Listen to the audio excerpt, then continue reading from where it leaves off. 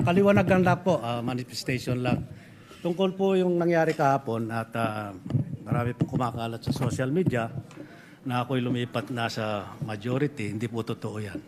Nananatili po ako sa minority group at hindi po ako aalis dito. At yung pong motion ni Senator Zubiri kahapon ay sinusuportahan ko po. Hindi ko lang po ako nakapagsalita kahapon, kala ko may botohan. Ngayon pala ay wala naman. Hiling ko lang po dito sa Senado, sana magkaisa tayo.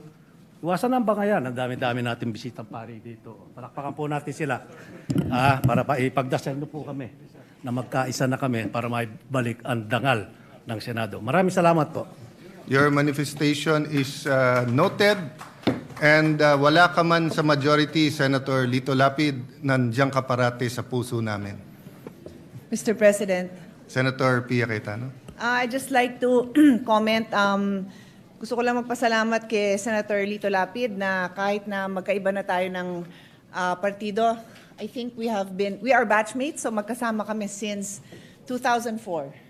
So majority, minority, buwan-buwan nagpapadala pa rin siya sa akin ng Maha Blanca at Suman. Maraming salamat po. So po kasi malaman mo na mahal kita.